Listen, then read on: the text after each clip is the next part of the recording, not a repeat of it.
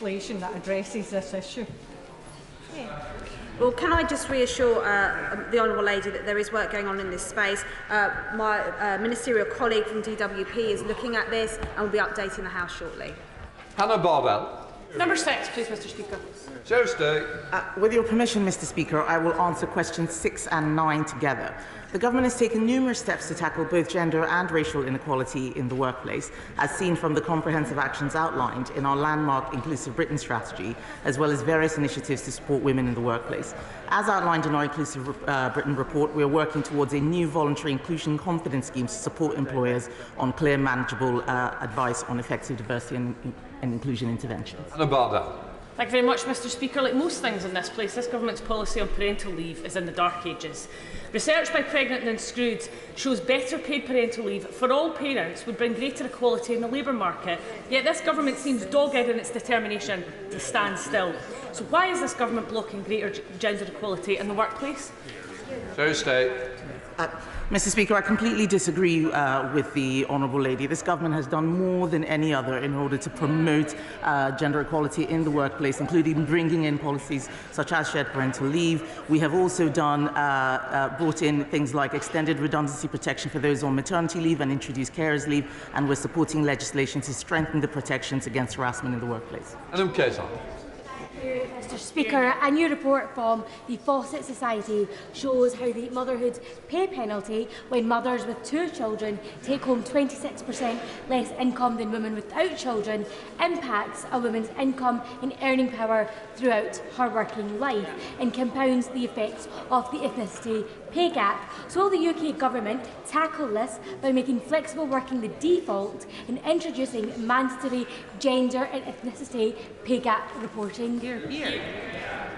Mr Speaker, we have just finished a private member's bill which is making the right to ask for flexible working mandatory. That is what I think is the right balance that strikes for business, rather than making it mandatory for people to demand flexible working. Not every business can provide this, and that is not something that is going to improve equality in the workplace. When I asked black and minority ethnic residents in Basingstoke about their experience at work, their responses were concerning.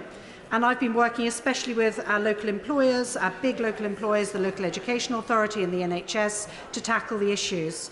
What is my right honourable friend doing to ensure that public services are exemplars when it comes to race equality in the workplace? Thursday. I thank my right honourable friend for her question.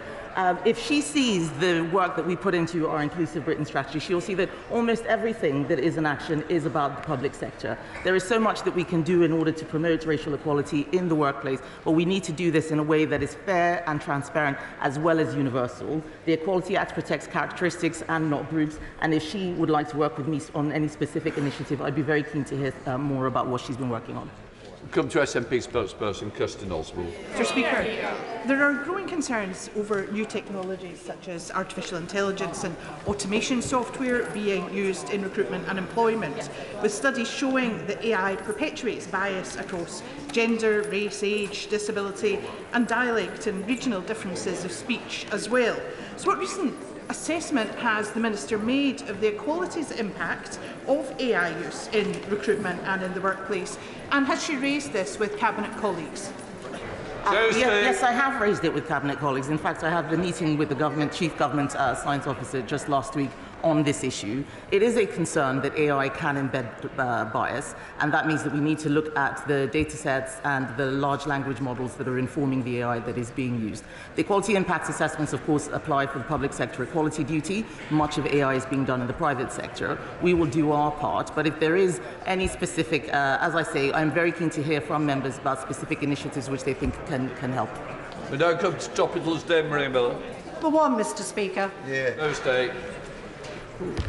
Thank you, Mr Speaker. In February this year, we announced the STEM Recharge Pilot to support parents and carers back into STEM roles. Since then, we have recruited and trained the first cohort of technology and engineering returners in the Midlands and the north of England. They have received personalised training and support to help get them back into the workforce, and we are now recruiting a second cohort who will use insights and lessons learned from the pilot to develop new guidance so that STEM employers across the UK can benefit from the full wealth of the returner STEM pool. Miller. The approaching summer holidays see a spike in domestic abuse. Does my right honourable friend agree that it's important people know there's help available? And will she lend her support to the campaign that I'm running in Basingstoke with Police and Crime Commissioner Donna Jones to help make sure victims of domestic abuse in North Hampshire know they're not alone and there's help there? I do agree with my right honourable friend, Mr. Speaker. It is important that people know where to go for help when they have experienced domestic abuse. The government is providing police and crime commissioners with dedicated ring-fenced funding for at least 900 independent sexual violence and domestic abuse advisors, and will fund an additional 100, bringing the total to over 1,000 by 2025. Martin Day. Mr. Speaker, the cost of living crisis disproportionately affects disabled constituents, reliant on specialist diets and equipment, but now faced with increased food and energy costs. So can the Minister confirm what cross-governmental action this government can take to better support disabled constituents with these additional costs? Minister. The government recognises the challenges for disabled people and those with health conditions, and the disability cost of payment, living payment, the £150, should be seen as one part of the overall package, and benefitscalculator.gov.uk will help people to claim the wider benefits that are out there. That's just one of the payments. Lynn Saxby. The Institute of Physics and their campaign to increase diversity in physics, which is the second most popular A-level for boys, but only 16th for girls. What steps is my right honourable friend taking to encourage more girls to study physics beyond GCSE? Minister. Thank you, Mr. Speaker. Studying STEM A-levels such as physics can boost potential earnings, and with a growing demand for students with STEM qualifications in the jobs market, it's important that girls take the opportunity this provides.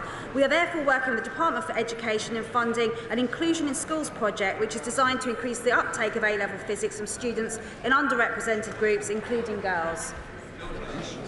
Thank you, Mr. Speaker. Homelessness is on the rise, and this disproportionately impacts young LGBT+ people.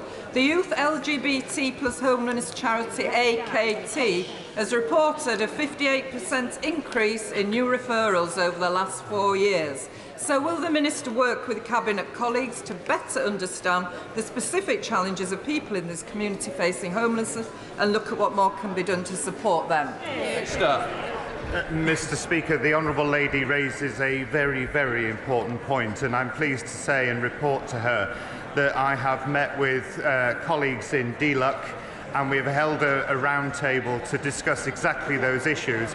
I think one of the key elements that we really need to do is gather the data so that we can better understand some of the causes and what the solutions might be to help people as she...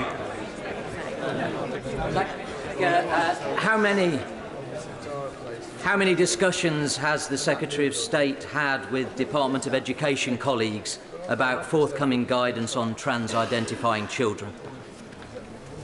Mr. Speaker, I've been working closely with the Education Secretary because it's important we get this guidance for schools right. It must show schools how to be compassionate to pupils questioning their gender in a way that is compliant with the Equality Act, including ensuring single-sex spaces are maintained and that the safety and well-being of all pupils is not compromised. Callaghan. Thank you, Mr. Speaker. Conversion therapy should be banned entirely, not with a voluntary loophole as this government are intending. We know voluntary means of conversion therapy would be open to coercion. This is a loophole so large it would leave any bill meaningless. Will she commit to a full ban on conversion therapy, as supported by organisations such as Stonewall and the Thai campaign in Scotland? The Honourable Lady raises very important points, and these are exactly why we have taken considerable care to engage with a whole range of stakeholders to consider all of the issues that need addressing. And it is precisely these points as to why we are going for pre-legislative scrutiny, so that all of those issues can be looked at again and make sure that we present the very best bill to help people who are subject to these horrible crimes. Speaker, Gamble Aware figures showed that the number of women seeking help for problem gambling doubled between 2015 and 2020, with up to 1 million women deemed at risk. Data also shows that women are less likely to participate in sports betting, instead more active on online bingo and casino-style games. What work is my right honourable friend taking with Cabinet colleagues to highlight the risk of online gambling, reduce the stigma and help women to seek treatment? My honourable friend raises a really important point, and that is why we have recently published the Gambling White Paper. In that, we address a number of the issues my honourable friend raises. Stigma is a very important one. We want people to come forward and get the treatment that they need, and we're also introducing a statutory levy on gambling operators to ensure that we have the research, the prevention and treatment that is needed to help those suffering with gambling harm. Sir, agree. Earlier this year, the government cut almost £6 million worth of funding to a Save the Children programme providing education and other services to girls in Afghanistan, despite a promise to put women and girls at the heart of the FCDO's work. Will the Secretary of State work with colleagues at the FCDO to deliver on the government's commitment and reinstate this funding? I thank the honourable lady for her question. Educating girls is one of the top priorities under the British government's international development strategy. Indeed, Mr. Speaker, it is the way you change the world. And I can tell her that over the last 5 years for which figures are available, the British taxpayer procured a decent education for more than 8 million children in the poor world. That completes questions.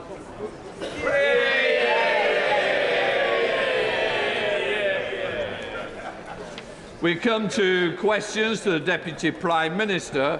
I call Stephen Bonner on a closed question. Question number 1, Mr. Speaker.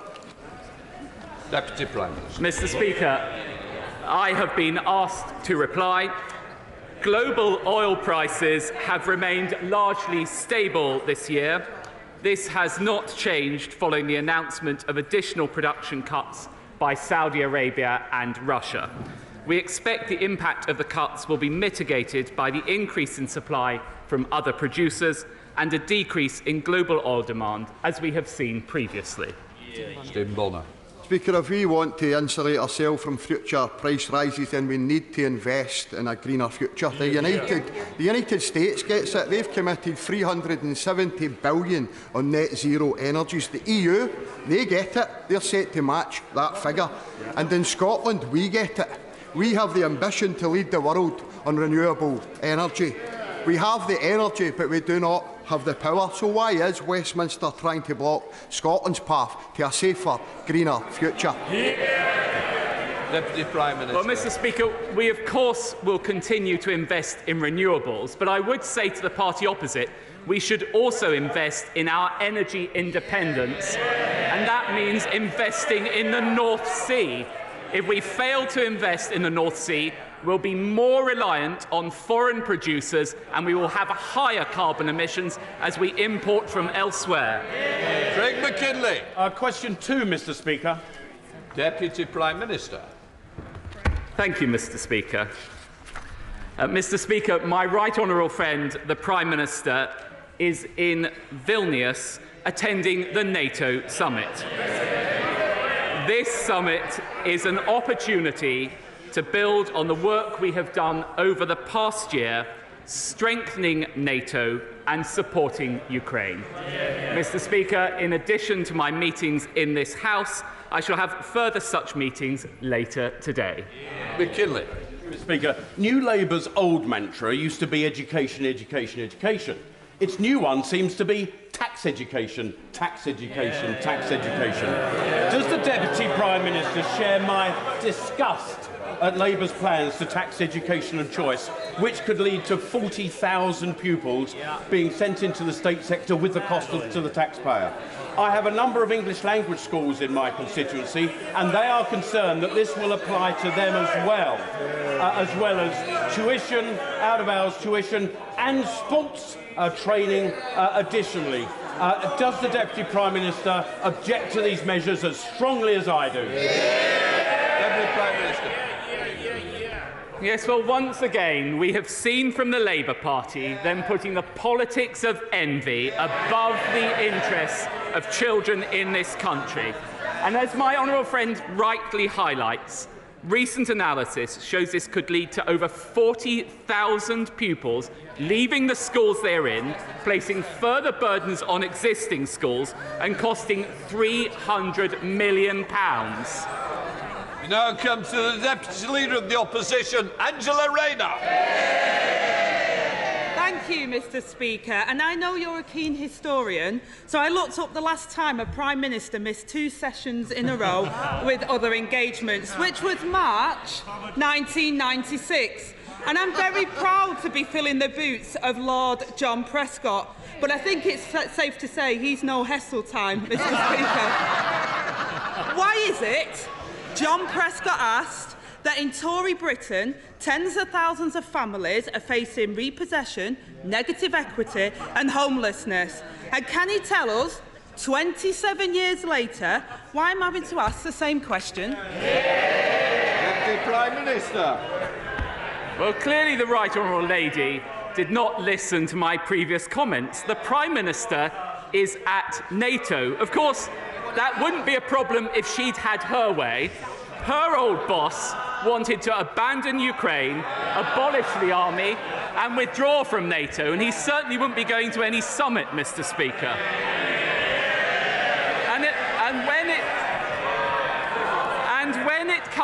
When it comes to house building, I will take no lectures from the party opposite on home ownership.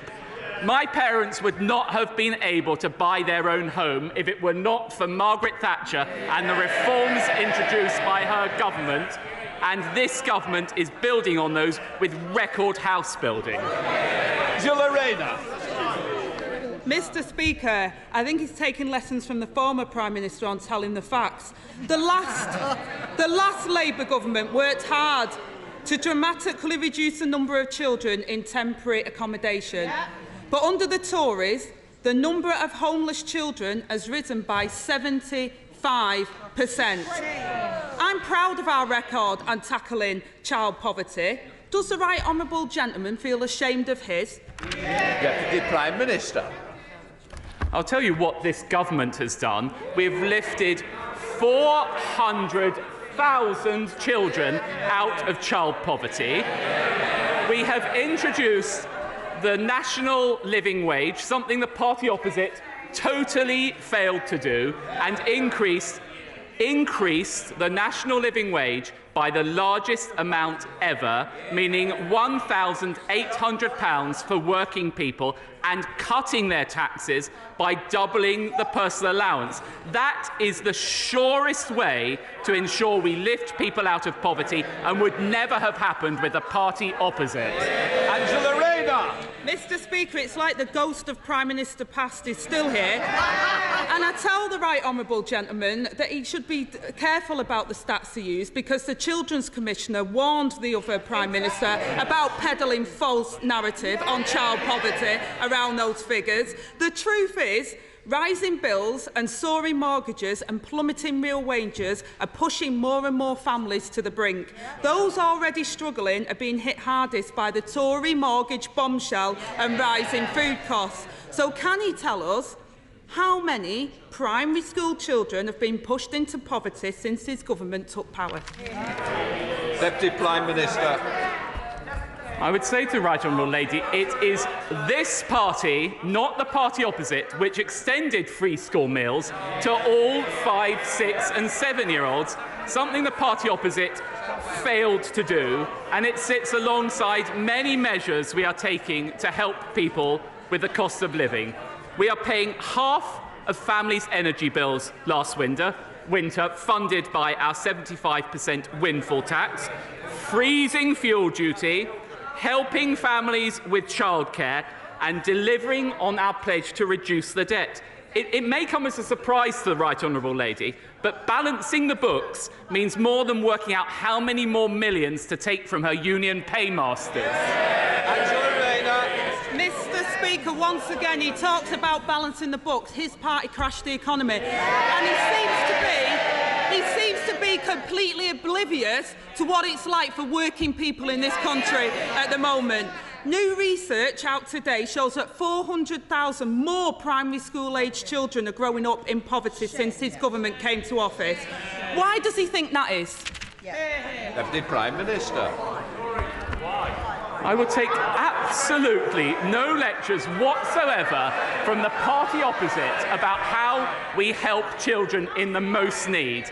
It is record investment from this government in education, £2 billion more this year, £2 billion next year, which is giving those very children the best possible start in life, ensuring that we have the highest reading standards in the Western world.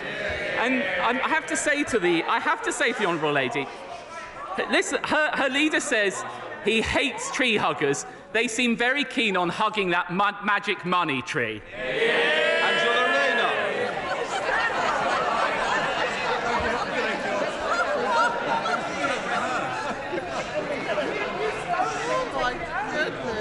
Mr. Speaker, he doesn't even acknowledge it, let alone explain why child poverty is rising. What hope has he got of solving it? So let me try a simpler question for him. How many kids don't have a permanent address today compared to when Labour left office in 2010? Deputy Prime Minister. We can exchange all these numbers across the dispatch box.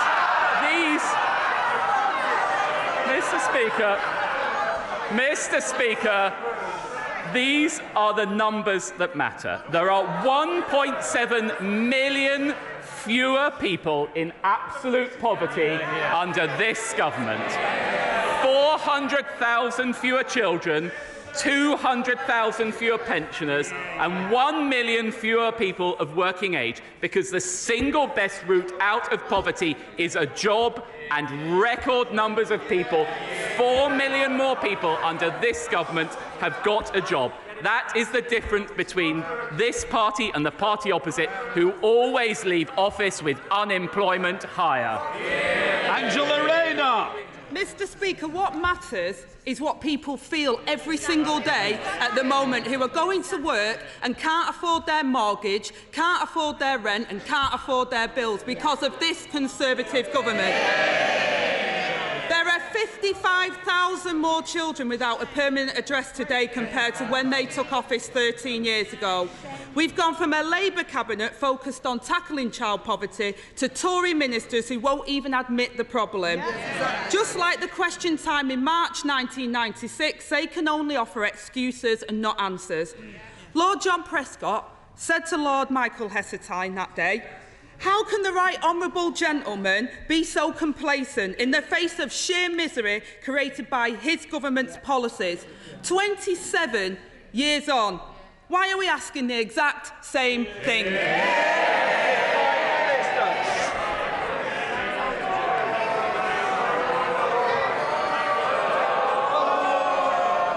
A little bit more if we carry on. Come on, Deputy Prime. Well, Mr. Speaker, I know there's a reshuffle coming up on the other side, but this audition for John Prescott's old job is just getting a little bit hackneyed. It is this government that has lifted 400,000 children out of poverty. The party opposite, I hear the right lady, claiming to be the party of working people, but under their policies, people can't even get to work. They support Just Stop Oil protesters blocking our roads. They support their union paymasters stopping our trains. And, of course, they support the hated ULEZ stopping cars across our capital. While Conservatives get Britain moving, Labour are standing in everyone's way.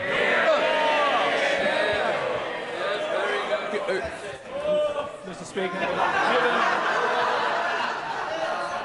given the Mansion House Compact does not encourage our pension funds to invest specifically in British companies, what more can the government do to encourage greater investment in our companies, especially the climate technology startups, which are increasingly going abroad to find the funding they require to the benefit of our competitors?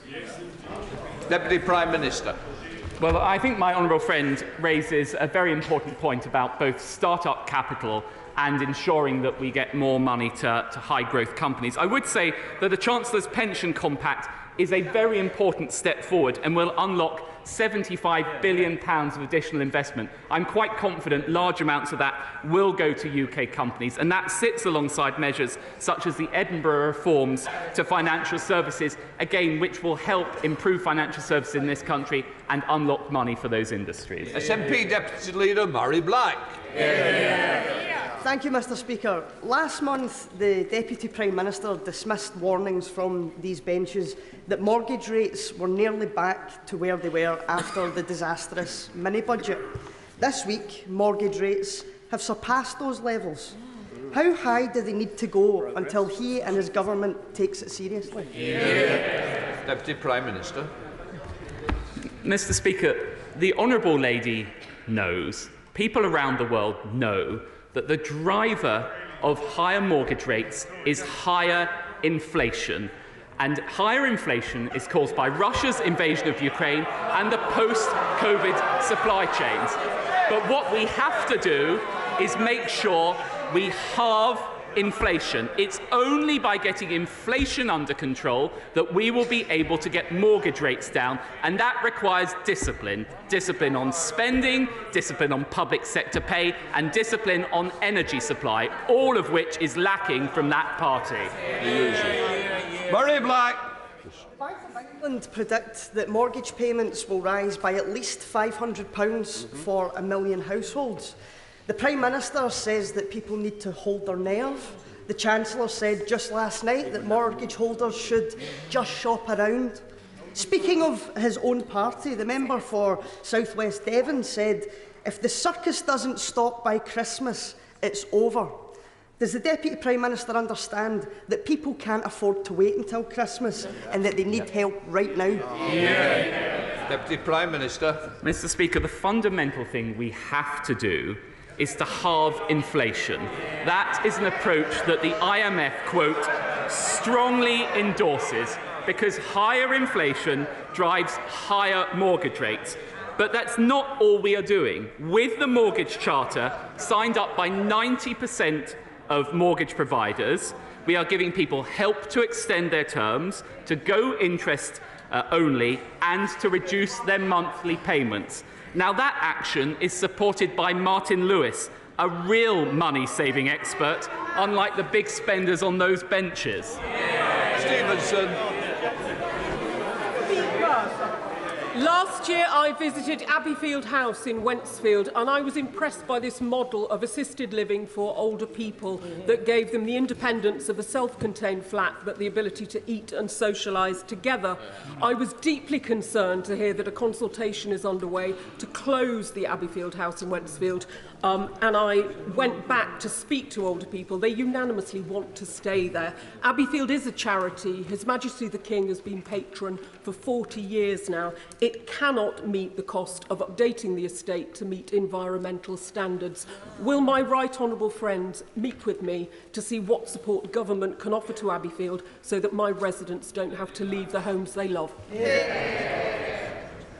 Well, Mr. Speaker, of course, I'm very happy to give my honourable friend that assurance. I would note that we have provided £7.5 billion of additional funding for social care and discharge, and specifically on energy. We have got an energy advice service to support smaller businesses, and we'll be piloting new audit and grant schemes which may also help. Ed Davey. Thank you, Mr. Speaker. In January, Emily booked an appointment with a local dentist in Chard, Somerset, for the 14th of June. Only to be told by a neighbour at the end of May that the surgery had closed in April. Emily no longer has a dentist. All the remaining surgeries aren't taking on any new patients. Emily doesn't know what to do. So can the Deputy Prime Minister tell Emily and millions of people like her when can they get an appointment with a local NHS dentist? Deputy Prime Minister.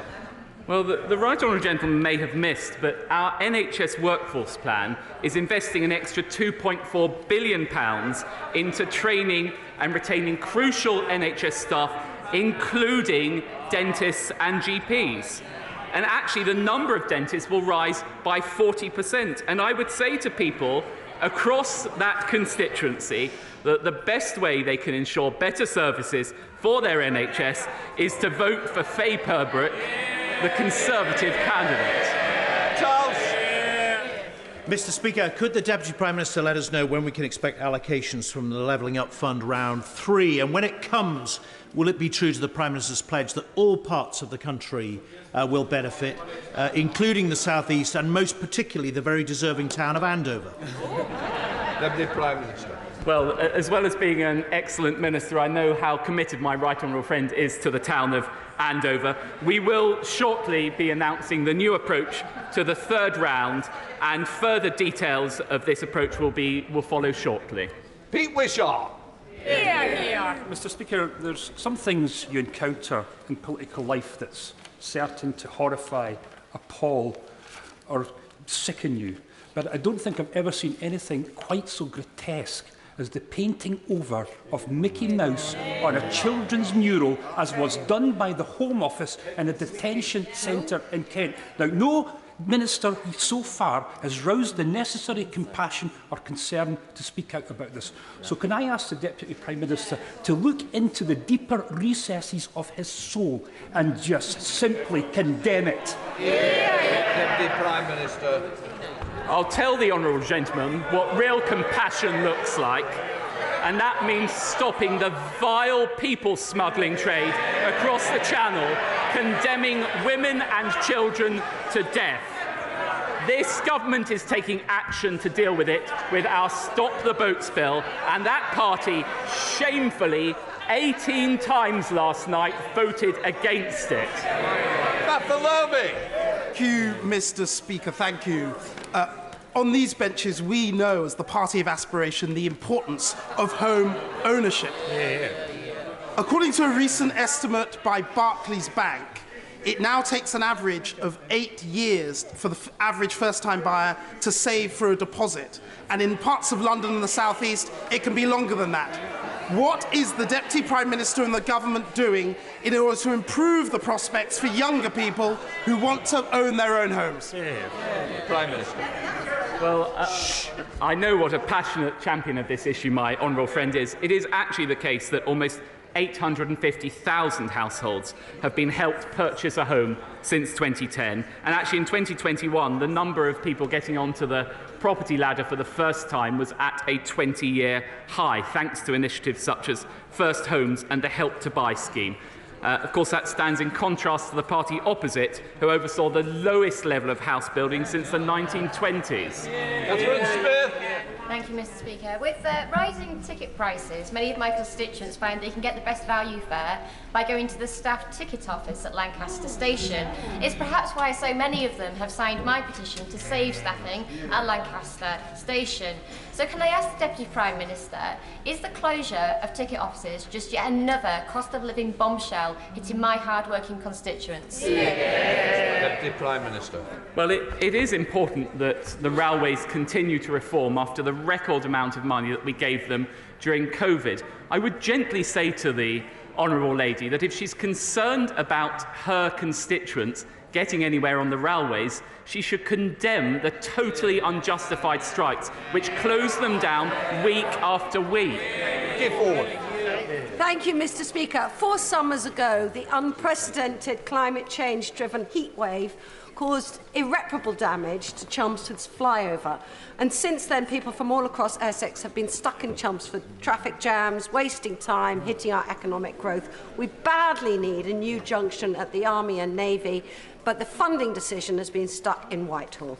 So will my right honourable friend use his powerful cross-cabinet convening powers to get Treasury and Transport to agree to the money so we can deliver a new junction, stop the traffic jams and get Chelmsford moving again?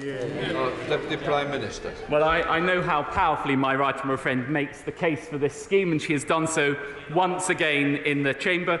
The Chancellor was sitting next to me and would also have heard the case. I understand that the outline case, business case submitted by Essex County Council is being considered by ministers right now, and all relevant ministers will have heard her injunction. Castle. Scottish Ambulance Service statistics showed an increase in hypothermic call-outs of over 30% across Scotland last winter and a staggering 84% in the north in December. Whilst fuel calls have fallen slightly, food and other costs have risen exponentially. To end the perversity of energy-rich Scotland seeing 1/3 of Scots in fuel poverty and literally freezing, when will the government bring in a social tariff to ensure that the poor and vulnerable can get through this winter without calling out the ambulance service because they're freezing? Deputy Prime Minister. Well, as my right honourable friend, the Chancellor, set out in the autumn statement, we are exploring the best approach to consumer protection from April 2024 as part of wider retail market reforms. I would just reiterate to the honourable gentleman that this winter we paid half of energy bills in Scotland. That was thanks to the strength of our union. But, thank you, Mr. Speaker. Can I remind the Deputy Prime Minister and the House that yesterday was National Remembering Srebrenica Day? But may I particularly point out a little-known fact, that British soldiers took out about 2,000 civilians in April 1993 from Srebrenica. Those British soldiers were B Squadron, the 9th 12th Lancers, not widely known, but those 2,000 people from B Squadron were actually under my command, and they saved a huge number of lives by taking them out. And they, too, should be remembered for their very gallant actions, because it was very dangerous. Deputy Prime Minister. Well, I pay tribute to my right honourable and gallant friend and to all of those who he commanded in the 1990s. We must honour the memory of those killed and pay tribute to the extraordinary courage shown by their families, by survivors and all those members of our armed forces who served so gallantly in that situation. Williams. In the Welsh Affairs Committee, my honourable friend for Ceredigion asked the Chief Secretary to the Treasury about the varying comparability factors for Wales, for Crossrail, for Thameslink and for HS2. His answer began with, "You are dragging me into quite complex technical details." And then he gave no complex technical details. I'm sure that the people of Wales would be delighted to tackle any complex technical details were the Deputy Prime Minister to explain to the House why we are paying £5 billion for a white elephant in HS2, which by now comes nowhere near our country. Prime Minister.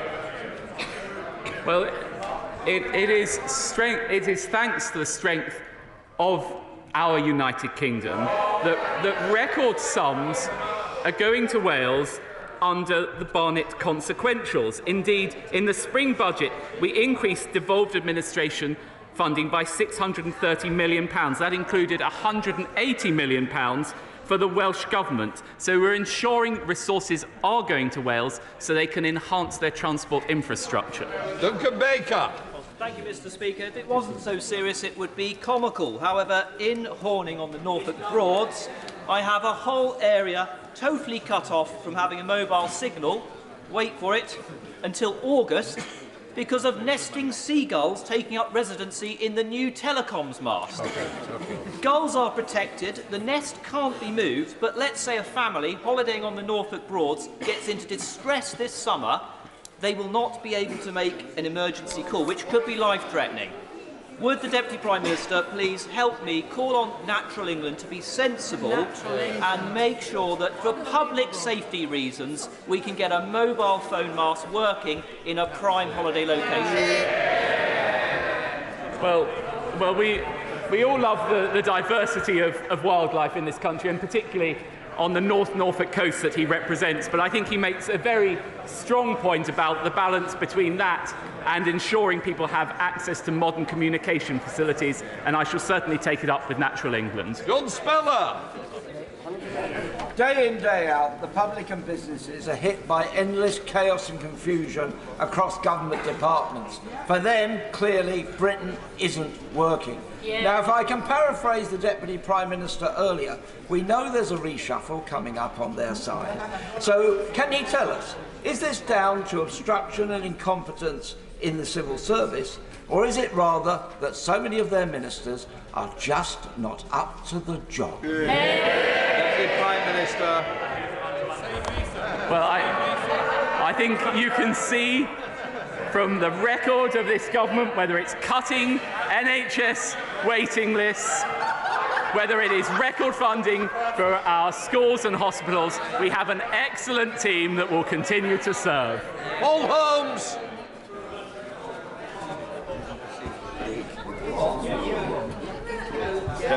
Thank you, Mr. Speaker. Last week we all celebrated the 75th anniversary of the NHS. You may not be aware, but it's also the 75th anniversary of Newton Aycliffe, a new town in my constituency, designed by William Beveridge. Could I ask the Prime Minister, to ask his honourable friend, the Prime Minister, to come and visit me as his constituency neighbour and celebrate these 75 years and indeed the 60 years of the community newspaper provided by the Howarth family? Deputy Prime Minister. Well, I'm afraid I can't speak to the Prime Minister's diary, although I will make representations. I would be delighted to visit his constituency if he wishes me to attend instead.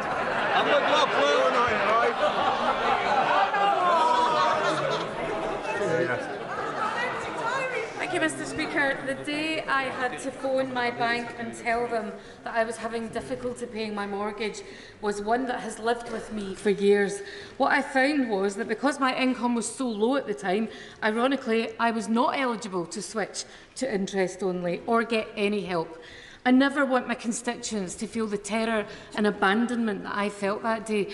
Can he understand that? Because his complete lack of empathy in his responses to the deputy leader of this group suggests not. I do welcome the temporary measures, but they are temporary.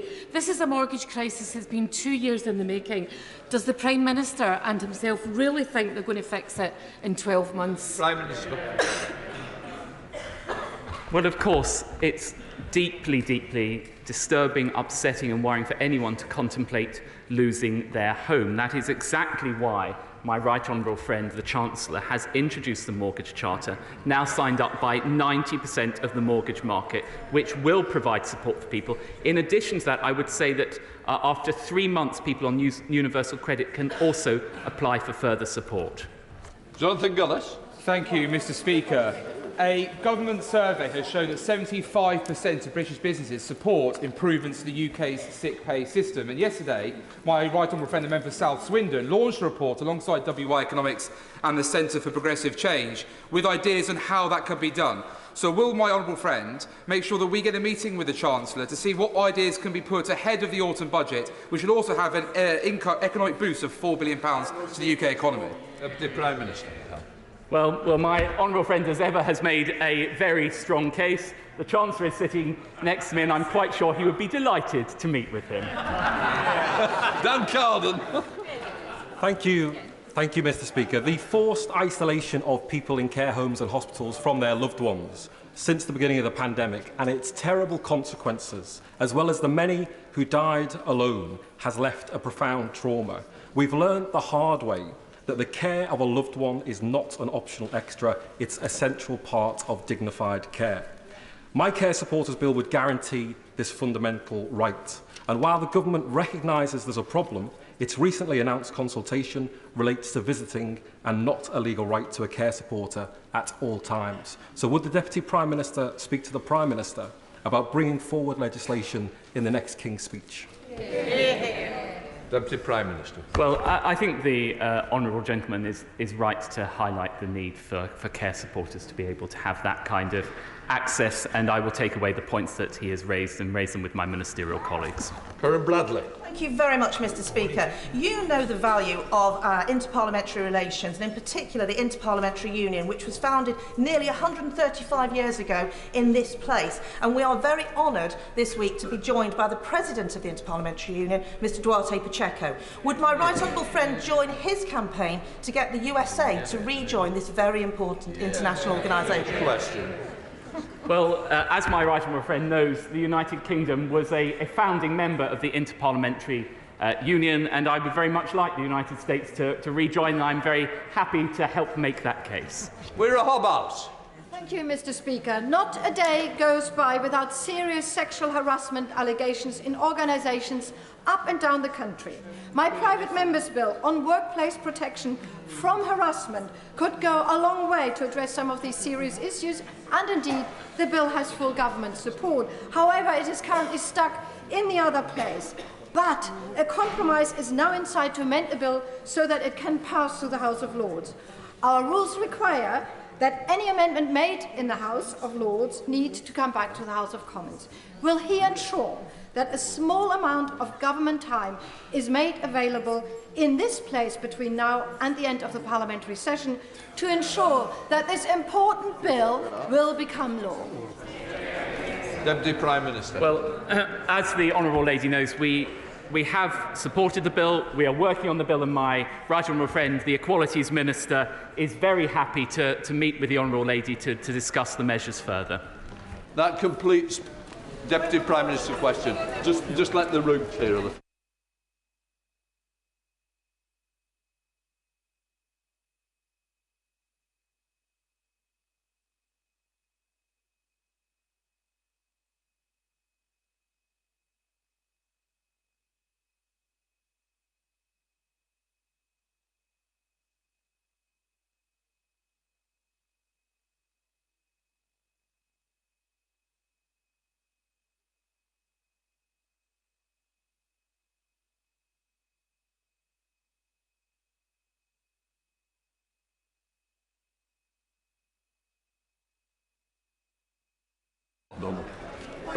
Point of order, Don Butler.